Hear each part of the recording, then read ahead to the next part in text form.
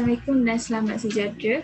Hari ini saya dan rakan saya akan membentangkan tentang projek 2 SAD. Nama saya Nur Aina Zahira binti Muhammad Rozi, nombor matrik 01 DDT 19F1086. Nama saya Nur Syafiqah binti Nur Idham, matrik number 01 DDT 19F1117. Nama saya Nur Hezin Kemilia binti Kamarudin, nombor matrik saya 01 DDT 19F1180. Saya binti Samsul Bahari, nombor matrik kad saya 01 DDT 19F1205.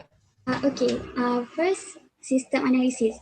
So, sistem analisis ni adalah proses mempelajari prosedur atau perniagaan untuk mengenal pasti tujuan mewujudkan sistem dan prosedur yang akan mencapainya dengan cara yang cekap dan bijak. Sebelum mencipta sistem apa pun adalah normal untuk kita membayangkan susun atur, reka bentuk dan semua ciri. Kita juga mempertimbangkan bagaimana pengguna akan berinteraksi dengan setiap halaman dan bagaimana laman web ini berfungsi. Sebagai contoh, tingkah laku, masa muat naik dan lain-lain. Dalam membangunkan functional requirement dan non-functional requirement, dia adalah istilah yang digunakan dalam sistem analisis ni. So, ini adalah fasa penting dalam proses pengembangan yang digunakan dalam pembangunan laman web. Pada masa lalu, projek kita perlu menyiapkan cadangan untuk projek baru dan kita memutuskan untuk membuat tempahan bas sebagai projek kami. Jadi dalam projek ni kita perlu mengembangkan sistem yang harus memproses pelanggan tempahan untuk bas. Next, functional requirement. Secara mudahnya, functional requirement ni menggambarkan apa yang harus dilakukan oleh perisian atau laman web. Ni kerana fungsi ditetapkan sebelum pembangunan. So, functional requirement adalah aspek masa depan harus digunakan semasa menulis. Salah satu syarat fungsional yang harus dimiliki oleh laman web, yang pertama adalah pesanan pelanggan akan diterima menggunakan sistem. Kedua, sistem akan dapat memproses transaksi. Ketiga, sistem mesti menghasilkan resit yang merangkumi nama pelanggan, produk yang dibeli dan kos setiap item dan jumlah keseluruhan. Keempat, sistem akan dapat memberikan data penjualan setiap minggu, bulanan dan tahunan. Seterusnya, bagi non-functional requirement tidak ada kaitan dengan fungsi sistem. Sebaliknya, mereka memeriksa piawaian yang sepatutnya dipenuhi dalam laman web. Masa tindak balas dan kebolehpercayaan adalah contoh kriteria non-functional requirement. Ia juga dikaitkan dengan kepuasan pelanggan. Sebagai contoh non-functional requirement dalam sistem bas booking ni adalah semua pekerja termasuk wakil penjualan dan pengurus mesti dapat menggunakan sistem ini dengan mudah. Kedua, sistem harus dapat menangani banyak penjualan pada masa yang sama tanpa mengorbankan prestasi. So, dalam hal ini, setiap keperluan tidak ada kaitan dengan operasi atau apa yang harus dilakukan oleh aplikasi sebaliknya.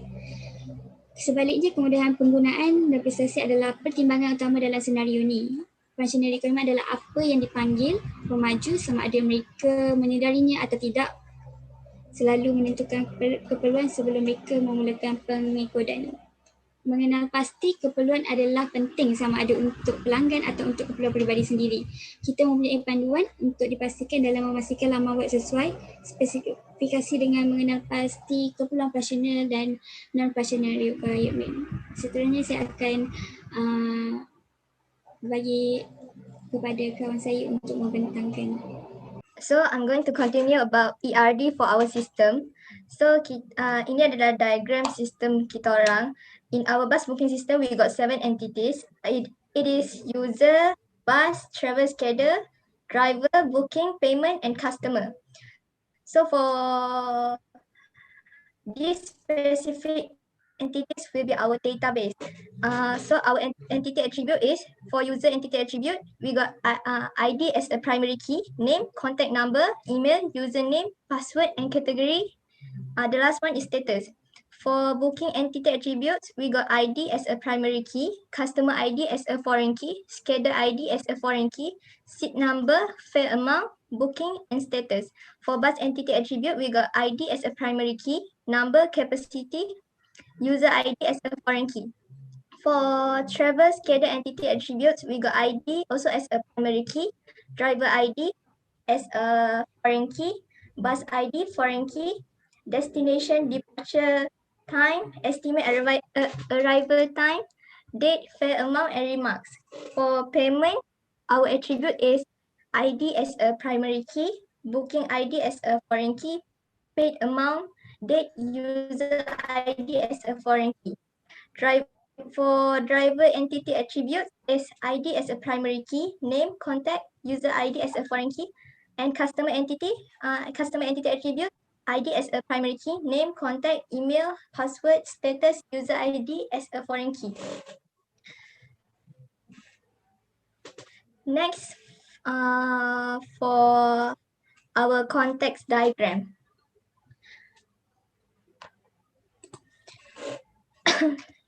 User is as our customer. So user will send a booking request to make a ticket booking. Our system will send the booking confirmation, and the bus booking will make a payment request to bank. Bank will make a confirmation for a payment validation, and travel time or date will be set up. Our bus driver will be informed. For any external reservation also will be requested and by our system.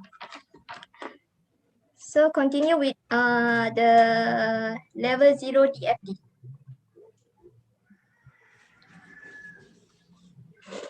Okay, for sure, the process is bus booking system process, and the external entity is administration, payment, manager, account department, package, customer, or passenger.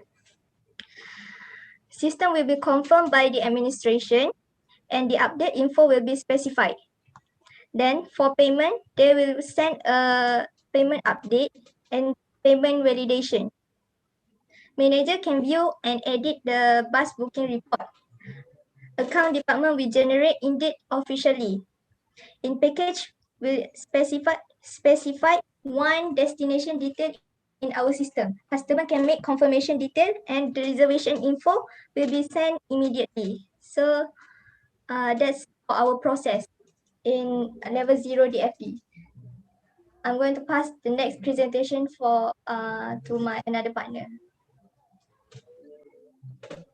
Okay, user interface. Ini adalah homepage yang di mana user nampak bila dia nak masuk ke dalam website ataupun sistem.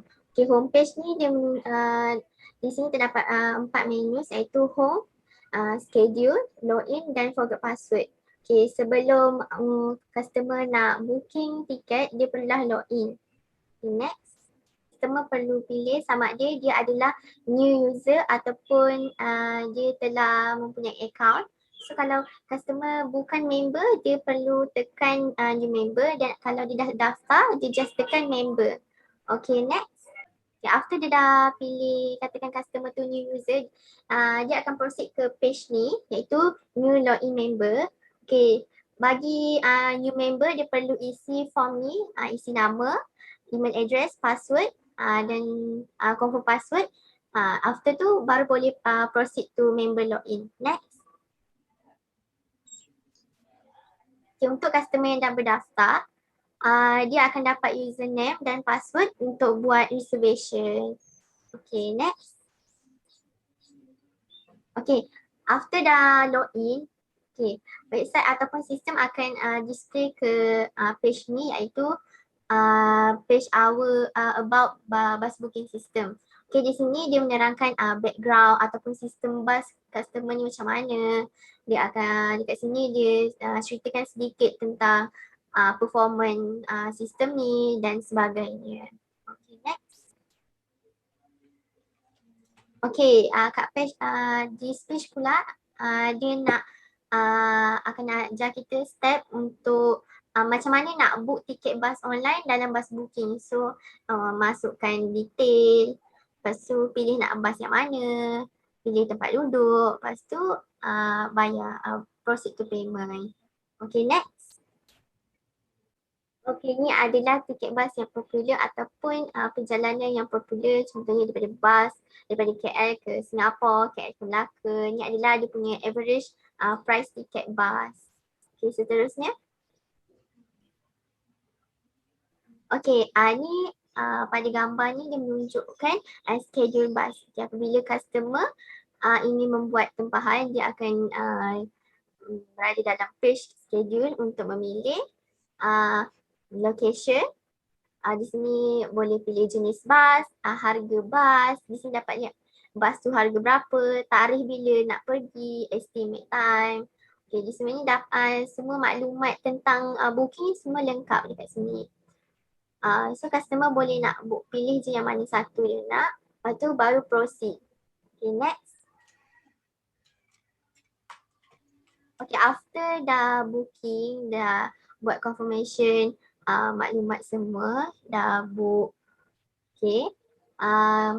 Okay, sistem ataupun website akan hantar ataupun akan displaykan receipt booking ni untuk confirmation yang bas kita bila kita daripada terminal mana, dari mana ke mana, bila kita nak berlepas, okay, estimate nak sampai sana, siapa yang booking, nombor seat kita, harga tiket supaya senang nak buat rujukan balik apabila kita nak naik bas lah. Okay, so customer boleh print receipt, maksudnya dia print ataupun save untuk rujukan. After tu dia boleh proceed to payment. Next. Okay, untuk buat payment, okay, dalam sistem ni kami provide 3 jenis payment method iaitu kad kredit, PayPal ataupun Boost. Okay, di sini yang saya tunjukkan ni adalah kad kredit or debit card. So dia kalau nak kad kredit or debit card, dia just masukkan kad number, card holder, okay, expiry date dia punya card and CW. Okay, ni kat sini juga akan ditunjukkan total pembayaran kita. Okay, jika dia nak buat online, dia akan proceed to pilih bank, proceed to website bank online lah. Sama juga dengan Boost. Okay, selepas dah pilih payment method, just place order. Next. Okay, selepas customer dah menggunakan servis sistem bas ni, customer digalakkan untuk buat feedback untuk servis ni supaya sebab feedback yang bagus dia boleh tarik customer yang baru ataupun customer lain untuk nak booking dalam sistem yang kami cadangkan ni supaya lebih banyak customer. So lebih mendapat keyakinan masyarakat. Okay, next. Okay, saya akan serahkan presentation ni kepada rakan saya. Okay, untuk seterusnya adalah individual component. To complete a task or develop something is all done in group. The individual component is the characteristic of a person in doing something. Contribute is a valuable way to the project. Secara ringkasnya maksudnya di sini ialah semua tugas perkara yang kita nak develop atau perlu dilakukan secara berkumpulan. Individual component ni menjelaskan mengenai ciri-ciri karakter seseorang dalam melakukan sesuatu perkara. Ia menyumbang dengan cara yang berharga untuk sesuatu projek. Oleh itu, saya akan tunjukkan antara individual component our group dalam membangunkan bus system ini. Okay. Okay, yang pertama adalah CEO and founder bus booking ini. Okay, di sini saya sertakan dengan my CEO and partner, maafkan saya, and founder bus booking resume. Okay, seperti yang semua dapat lihat, di sebelah kiri kita terdapat detail beliau. Okay, kat sini nampak nombor WhatsApp dia, IG dia, and email dia. Ini adalah skill yang beliau perolehi. Antaranya ada beliau memperoleh menguasai aplikasi macam AWS untuk seperti server, Java, Premium, Photoshop and berbagai lagi lah seperti anda dapat lihat. Yang ni hobi dia. Ini hobi dia seperti music, membaca buku, makan and main game. So lagi satu travel. Okay, untuk experience dia pula kita boleh tengok daripada tahun 2018. Tahun 2018 beliau merupakan IT project manager dan bekerja di syarikat Celcom dan berjaya membuat make dia membuat Swiss. So untuk tahun 2019 hingga ke 22, beliau sebagai menyandang jawatan sebagai network administrator di syarikat Unify. And pada tahun 2021 until now beliau berjaya menjadi CEO dan founder kepada syarikat bus booking ini. Okey, untuk education beliau juga pula beliau mempunyai degree di University of Queensland, Perth, Australia, and pada 2018 beliau degree di Politeknik Engku Omar, Perak. Okey, CEO and founder merupakan kedudukan yang paling besar di dalam bus booking system inilah. Antara peranannya adalah mengurus, memimpin perkembangan strategi jangka pendek dan jangka panjang syarikat bus booking ini. Selain itu, beliau mencipta dan melaksanakan visi dan misi syarikat ataupun organisasi, menilai hasil kerja, memimpin eksekutif eksekutif lain dalam syarikat, termasuklah programmer dan web designer projek. Di samping itu, memastikan syarikat mengekalkan sosial yang tinggi seperti bertanggungjawab di mana sahaja dia menjalankan perniagaan, menanggung segala-galanya. Resiko yang berlaku adalah peranan CEO dan founder. Beliau juga perlu menetapkan matlamat strategi yang memastikan dapat mencapai sesuatu seperti menyediakan sistem bus booking ini. Dan ini di sini kita dapat lihat di antara karakter beliau. Karakter beliau yang pertama adalah effective communication skill, good decision maker, cool, under pressure, and the advantage beliau adalah many knowledge sharing with people from a world of life, constant involvement in creating something new, delegating word, and beliau mempunyai 3 advantage sajalah. Then when things go wrong, mistake can be costly to the company, and nombor 3 adalah under a lot of pressure. So yang seterusnya saya akan bincangkan pasal mengenai jawatan programmer and web designer.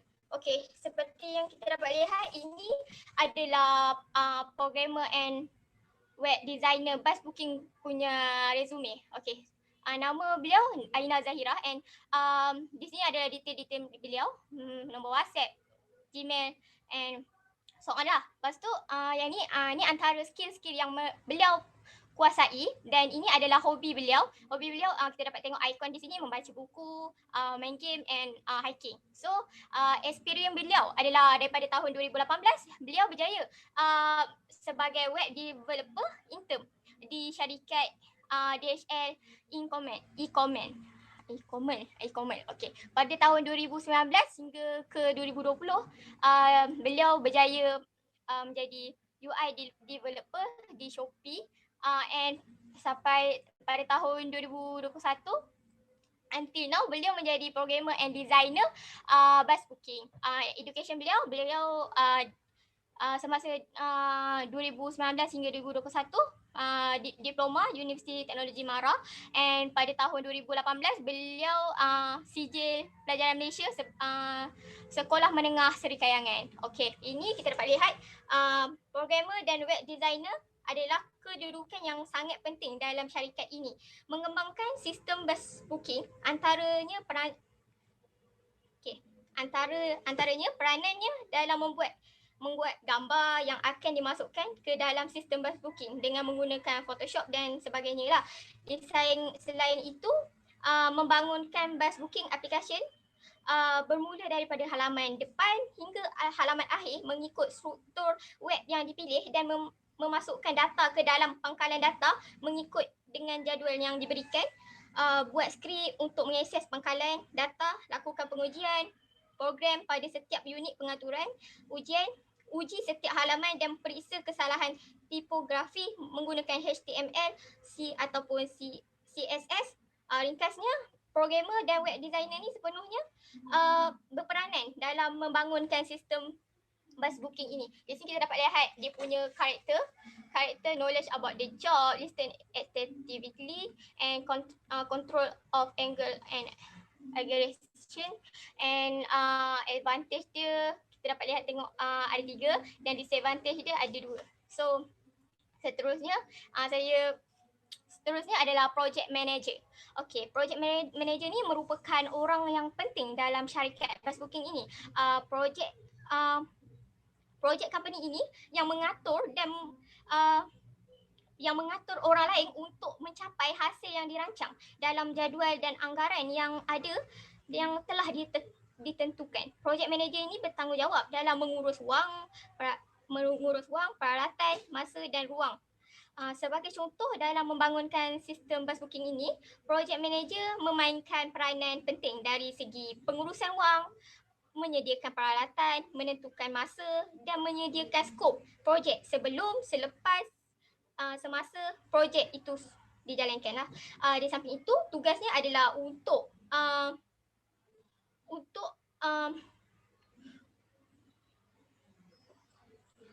memberikan tugas kepada kaki tangan yang lain. Antara dia punya tugas dan peranan dia lah. So, ini kita dapat lihat karakter dia and advantage dan disadvantage dia lah. So, yang seterusnya sistem analisis.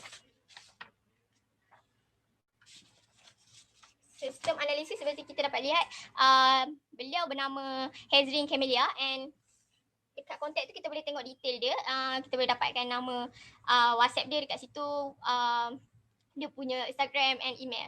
And antara skill dia menguasai Photoshop, Java and MySQL. And hobi dia jogging, play music and reading. Okay, antara pencapaian dia adalah pada tahun 2018 mendapat CJ di Sekolah Menengah Seri Putih. Dan pada tahun 2019 hingga tahun 2021 diploma di Politeknik Engku Omah. Okay. Lepas tu kita boleh lihat beliau punya experience dia pada tahun 2018 data collector, memegang jawatan sebagai data collector, and 2019 hingga 2020 QA admin, menjadi admin. Lepas tu tahun 2021 menjadi sistem analis untuk syarikat bus booking. Okey. Antara peranan dia ni, sistem analisis ni memainkan peranan yang penting dalam syarikat bus booking ini. Ini kerana ia perlu menentukan keperluan pengguna, menyusun penyelesaian yang berkesan dan mengawal masa peralih penggunaan sistem.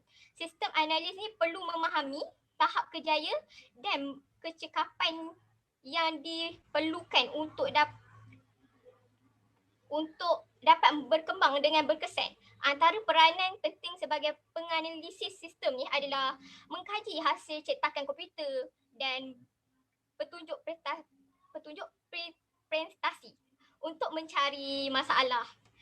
Untuk mencari masalah, sistem analisis adalah mengkaji hasil cetakan komputer dan penunjuk prestasi untuk mencari masalah kod dan membetulkan kesalahan dengan membetulkan kod, menguji dan menyelenggara, memantau program dan sistem komputer, termasuklah menyelaras, memasang program dan sistem komputer, menyelaras perhubungan sistem komputer dalam organisasi meningkatkan kerahsiaan dan supaya maklumat dapat dikongsi, menentukan perisian komputer atau diperlukan untuk configuration atau mengubah sistem bus booking dan berunding dengan pihak pengurusan untuk memastikan persetujuan mengenai prinsip sistem semuanya adalah peranan beliau sebagai sistem analis. Okey, di sini kita dapat lihat karakter beliau. Karakter beliau mempunyai 3 defining the project scope, conduct business research. Lepas tu, dan ini kita dapat lihat dia punya advantage sebagai beliau sebagai system analysis. Advantage dia focus, do not have any mistake at the report, honest in work, and this advantage dia adalah easy to fall asleep semasa bekerja. Itu je lah, satu je, dia mudah tertidur. And untuk yang last kali adalah marketing plan. Macam mana kami bus booking ini boleh diketengahkan. Okey, cadangan untuk memperkenalkan sistem bus booking ini termasuklah mengedarkan flyers. Di samping itu, mempromosikan di platform media sosial juga merupakan salah satu yang berkesan cara untuk mengembangkan sistem bas booking ini. Sistem bas booking ini merupakan satu perkhidmatan antaranya seperti dalam iklan, Facebook ad, Instagram business, WhatsApp group, Twitter dan seolah ini kerana seperti yang kita ketahui masyarakat sekarang lebih aktif menggunakan platform dan secara tidak langsung perkhidmatan yang ditawarkan lebih senang dikenali. Oleh itu sebagai usahawan pintar sudah tentu kita akan mengambil kesempatan dalam mempromosikan perkhidmatan yang dijalankan oleh kita tanpa dengan kos yang rendah apabila kita menggunakan medium-medium seperti ini. Okey, itu sahaja daripada kami. Sekian, terima kasih.